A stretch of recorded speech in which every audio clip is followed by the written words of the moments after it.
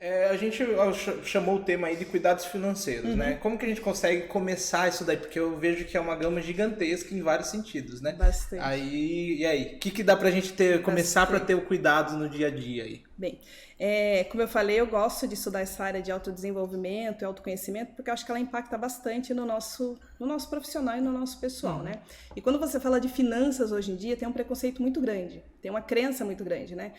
A gente foi criado lá atrás por nossos pais, nossos avós, de que você não pode ser ganancioso, então você não pode ganhar dinheiro. Que dinheiro é sujo. Isso, ou o pai, nossa, não posso comprar isso, eu acho que dinheiro cai do céu, essas coisas. Então a gente fica meio com preconceito de falar de dinheiro. Entendi. E traz essa crença para a vida adulta. Então o que acontece? Chega lá na vida adulta, você se mata de trabalhar, mas você esquece do financeiro porque você não aprendeu que era importante isso lá atrás. Eu comecei o episódio de hoje falando que, no meu ponto de vista, tinha que ter um básico, pelo menos, de finanças dentro do ensino médio, que seja dentro do ensino fundamental ali, que seja. Vai ter. Não sei se você já ouviu falar da Natália Arcuri. Já vi. Natália Arcuri, ela é uma grande incentivadora, né? Na verdade, é o maior canal de finanças do mundo. E ela sempre fala, ela defende isso, ensino financeiro, educação financeira dentro das escolas e já está no programa. Então, vai entrar na grade, se já não entrou, mas está para entrar, já foi aprovado que precisa, você tem que ter, né? Sim. Desde que seja, nem que você não tenha uma empresa, você precisa gerenciar o dinheiro, porque se você não controla o dinheiro te controla. Sim, porque hoje o mundo, ele é muito, vamos dizer, para você gastar um dinheiro, antigamente você precisava sair, ir em algum lugar. Hoje em dia não. No celular você consegue comprar o que você quiser. E não só isso, né? Hoje tem bitcoins, tem várias formas ali que engloba, né? Que você não consegue, se você não saber controlar esse lado, você não vai conseguir nunca guardar um dinheiro. Não. Então, acho que o primeiro passo é isso, a gente assumir e começar a falar de dinheiro, né? Até brigas, casais, né? Quando estão em crise e tudo mais, faltou dinheiro, entra em crise porque não estão acostumados a falar isso. Porque eu acho que o dinheiro, ele é como se você fosse uma relação pessoal também, né? Porque, querendo ou não, tudo que você vai resolver na vida envolve dinheiro em muitas situações. Tô estressado, preciso viajar, descansar, tirar uma férias. Se você não tem o dinheiro guardado, você não vai conseguir esse resultado. Você já viu aquela frase que sonhos custam dinheiro? Você não consegue realizar nada se você não tiver dinheiro. Tem um público que fala, não, eu consigo viver, vou plantar a minha própria comida, né? Vou viver com eu vou produzir o meu próprio alimento e tudo mais, e beleza, mas não adianta, você tem que ter uma moradia, tem que ter um planejamento na sua velhice. E para começar essa questão de plantar, precisa ter dinheiro, tem. Né? Desse jeito, no começo ali. Não tem, então acho que a primeira atitude de quem tem receio, de quem está totalmente assim, perdido nessa hora, por onde começar, é primeiro começar a falar disso, né? Não sair falando das suas finanças por aí, lógico que não. Mas entender o que tem dentro ali, o que dá para controlar, né? Isso, entender e mudar essa chavinha na cabeça. Dinheiro é importante, eu preciso olhar para ele. O que eu preciso fazer para começar a ter esse cuidado, né? Porque a gente também tem uma falsa imagem. Falsa imagem não, isso foi criado, na verdade. Uma ilusão de que finanças é muito difícil. É algo para quem é economista, para quem é especialista e tal. Mas se você pegar por exemplo, né? Geralmente a família tradicional, a mãe é aquela que coordena o dinheiro em casa e que ela gerencia. Ela ganha pouquinho, a minha mãe é um grande exemplo disso. Ganha pouquinho, mas no final do mês ela sempre tem uma reserva. Então, se é possível para uma pessoa, é possível para as outras. E que dicas você consegue dar para o pessoal aí que tá acompanhando ou vai acompanhar depois, né, do gravado, falando talvez como pessoa física, né? Quais são as bases que você orienta o pessoal a conseguir ter essa economia ou algo do tipo assim?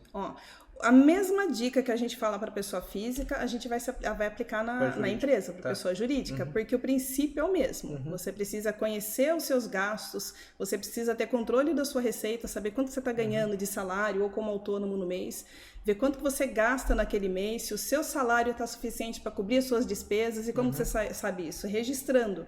Então, geralmente assim, finanças pessoais, a maioria não tem costume de registrar nada, né? Olha no extrato, isso, eu lembro que eu tenho para pagar, mas a gente não lembra, acaba esquecendo. Principalmente os pequenos gastos. Então, abasteceu R$20 de combustível, gastou ali alguma coisa no Marmitex e não anotou. Esses pequenos gastos, quando você não anota, chega no final do mês e seu salário foi... Você não sabe. Faz maior diferença. Não sabe. Então, acho que o primeiro passo, tanto para a pessoa física, né, para quem é autônomo, quem está trabalhando empregado, é saber quanto que eu tenho de gasto e quanto que eu tenho de receita. Se meu gasto está muito alto e eu quero ter um padrão de vida e o meu salário não comporta, corre atrás para conseguir uma renda extra, alguma outra coisa, ou reduzir o seu gasto, né? E reduzir eu não indico, né? Você não existe milagre, né? Porque ou você tem o dinheiro para gastar, né, dentro da viabilidade, ou você vai chegar numa bola de neve e não vai conseguir pagar mais. Não é óbvio isso? Por que a gente faz diferente? Mas eu não lembro agora os dados, mas eu vejo que a população brasileira, a grande maioria, eu não lembro os dados lá, acho que mais de 60% gasta mais do que recebe, né? Eu acho que é esse número, mais ou menos 60% da população brasileira. Eu falei, não tem como que as pessoas conseguem gastar? Mas o grande vilão é o cartão de crédito. Então você tem um salário, por exemplo, de 5 mil, você tem uma dívida de 5 mil, beleza, tá no vermelho, né? Se você tá com a dívida com o mesmo valor do seu salário, não tá seguro, tá no vermelho. Aí que faz? Usa o limite do cartão de crédito. É que o pessoal, eles olham às vezes o cartão de crédito como se fosse uma reserva ou um dinheiro ali, né? Aí não é uma dívida, né? Então... é uma maneira, e isso daí você consegue identificar na hora que você anota. Então, se você colocou a sua fatura do cartão de crédito como dívida, e na hora que você separou ali o que você recebe no mês, o cartão de crédito não é o seu recebimento no mês. Porque tem gente que pega o salário, vai lá, paga e depois já usa o cartão de crédito. Isso, recebo 5 mil, tenho mais 2 mil de cartão de crédito de limite, ele já visualiza que ele tem 7 mil para ele gastar naquele mês, e não é. E fora chega uma hora que a conta chega, né? Fora. E a pessoa que consegue controlar essas finanças pessoais, ela vai conseguir controlar na empresa. Porque a proporção é um pouco maior. Com certeza é maior, né? Porque você tem outros gastos, você tem outras responsabilidades, mas o princípio é o mesmo. Uma dificuldade que eu tive muito para conseguir é separar física da jurídica, principalmente quando você está começando ali, aquele dinheiro que você está tirando do físico, ele está entrando na pessoa jurídica, né? E daí você começa a falar assim, não, mas eu preciso de repente pagar o aluguel, mas o aluguel não é da empresa, é outras coisas. Esse é o maior pecado de quem está começando a empreender. Eu vou só fazer um comparativo, por exemplo. Quem está empreendendo, empreender hoje em dia não, né? Empreender é o maior risco, é o investimento de maior risco que tem. Então, isso é comprovado porque as empresas acabam quebrando ali, porque você não tem garantia, né? Você não tem garantia nenhuma. Você está colocando o seu dinheiro, o seu tempo, e o seu tempo é dinheiro, num negócio que você não sabe se vai dar certo. Por mais que seja uma ideia genial, cada mês é uma história diferente. Porque depende de vários fatores dar certo, não é? Lógico, se você trabalhar forte, a possibilidade é grande. Mas tem aceitação do mercado, tem várias coisas. Tem se você está conseguindo vender, se você está vendendo, tem uma equipe que entrega esse serviço, você consegue entregar. Então, é uma série de fatores ali que influenciam. Então, considerando que é um investimento de muito risco, por exemplo, se você for investir em ação, né? Hoje em dia é muito comum o pessoal estar investindo em ação. Você não vai comprar uma ação de uma empresa que ela está quebrando, que ela não tem gerenciamento. Sim. Você sabe que o CEO daquela empresa não gerencia e ele está totalmente quebrado. Não. E por que você vai investir numa empresa e você não vai cuidar? A mesma coisa, você colocar o seu dinheiro e comprar uma ação da sua própria empresa e você não gerenciar. É jogar dinheiro no lixo. É que, na verdade, você é o primeiro acionista da sua própria empresa, Isso, né? É o primeiro acionista. Então, quando você abrir uma empresa, a primeira coisa que o empresário, quando ele abre uma empresa, empresária também, mesmo que seja MEI, isso a gente tem que começar desde o comecinho. O MEI também, às vezes o pessoal se ilude ali, até porque às vezes tem o CPF na frente ali, o pessoal, isso daí é o meu nome e tal. Acha que é pequenininho, né? Eu sou pequena, não preciso cuidar disso e tudo mais. Então, o primeiro passo é separar. Você criou uma empresa, a empresa é uma personalidade diferente do seu CPF. Então, você, Fernanda, é uma coisa, a sua empresa de arquitetura é outra coisa. Como ela é uma outra personalidade, a gente fala, né, pessoa jurídica, ela tem receita e tem gasto próprio. Então, tudo que é da sua empresa, que você recebeu da empresa, é da empresa. O que é do sócio? É o Prolabore e a retirada de lucro. Foi um divisor de águas quando eu conheci o Prolabore.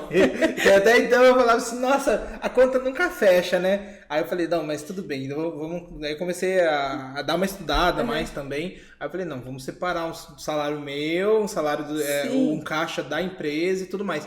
Aí que eu comecei a perceber que, nossa, isso daqui faz sentido. E tem técnicas para você definir o Prolabore. Então, por exemplo, se eu for contratar uma pessoa para gerenciar a minha empresa, o que eu vou fazer? Eu vou pagar um salário de mercado para ela. Então, esse é o salário que eu vou retirar da minha empresa, é o salário salário que eu pagaria para uma outra pessoa de mercado. Eu não posso tirar um prolabore da minha empresa a todo custo, porque o prolabore ele entra como uma despesa.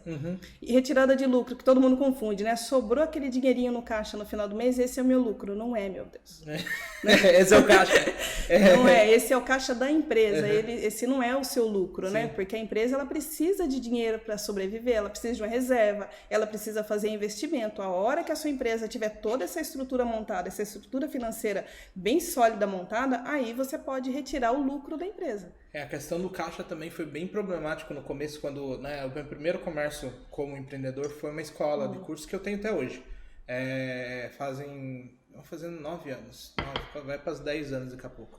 E no começo lá eu tinha um sócio e a gente entrava, dividia o aluguel, então tinha muita coisa que era física, não juntava o financeiro e, bom, é da empresa e vamos pagar. Não, e pra você ter uma ideia, tinha muita coisa pessoal que faz a gente confundir. Pra você ter uma ideia, como que a gente começou? Peguei o TV de casa, carreguei lá e coloquei lá. Falei, algumas coisas eu preciso pagar dentro de casa, né? E daí, se não tivesse vários fatores ali, talvez eu tivesse quebrado. Por exemplo, um dos fatores foi nos primeiros meses eu fechei uma grande quantidade de turmas e daí foi que eu tive um oxigênio para eu conseguir trabalhar. Mas se eu não tivesse vamos chamar de sorte, essa sorte, talvez eu não teria dinheiro para continuar pagando aluguel e tudo mais. Porque daí não tinha previsão financeira, né? E depois, daí entra no quesito caixa, que a gente conseguiu eu tirar um salário, meu sócio tirar um salário, e sobrou um dinheiro para caixa. A gente tinha essa ideia de caixa.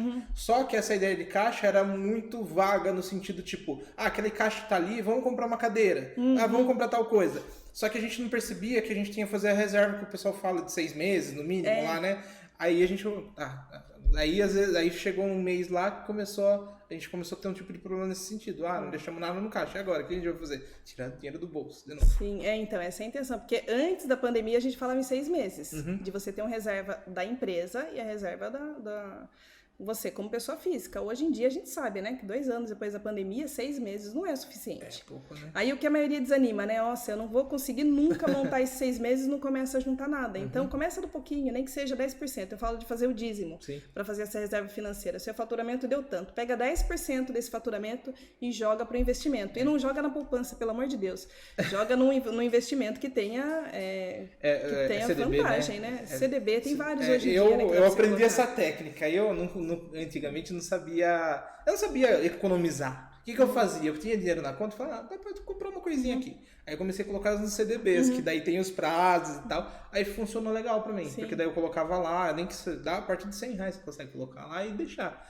Então eu comecei a me regrar dessa maneira, porque daí eu fui vendo, isso daqui tem um rendimento melhor que a poupança, e eu não posso tirar a qualquer momento. Então eu colocava lá o prazo de, sei lá, 1 ano, né? Tem vários prazos.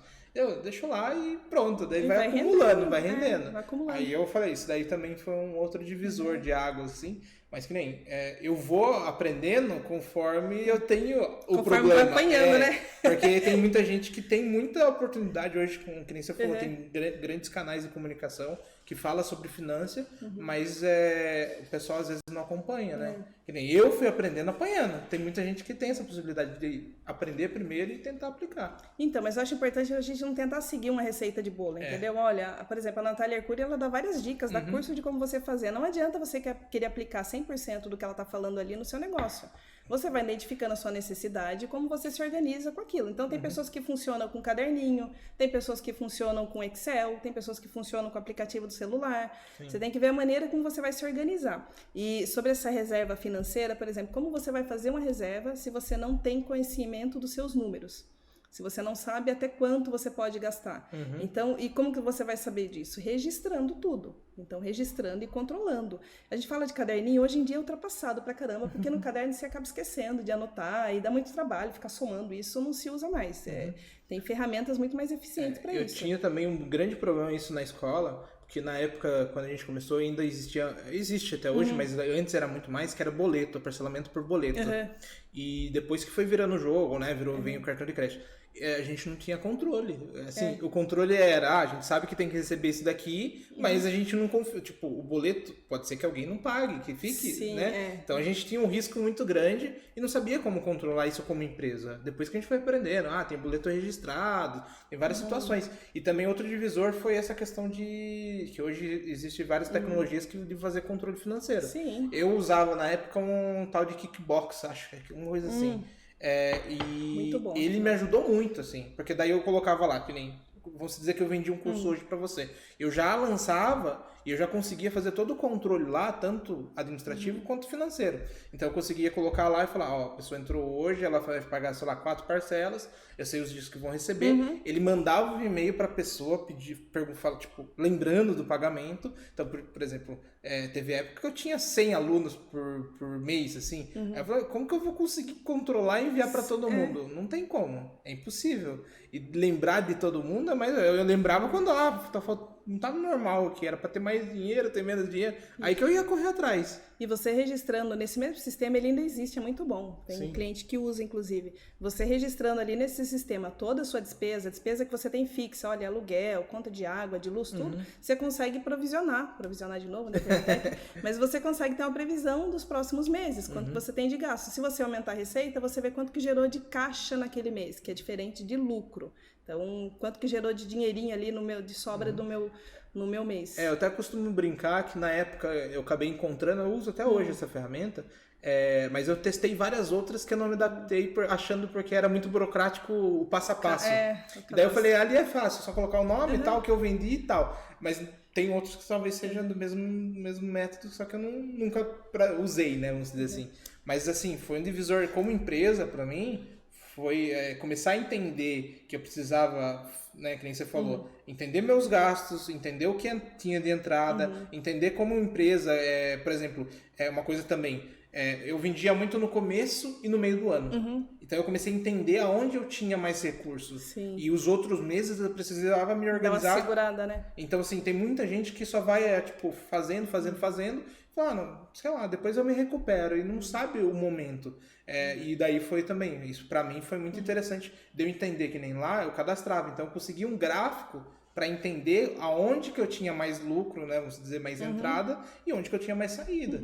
Então, por exemplo, muita gente sabe por questões de mercado que no começo do ano só tem muita saída financeira. Só que eles não sabem exatamente, tipo, às vezes que nem lá eu conseguia ver o ano seguinte o que eu podia fazer.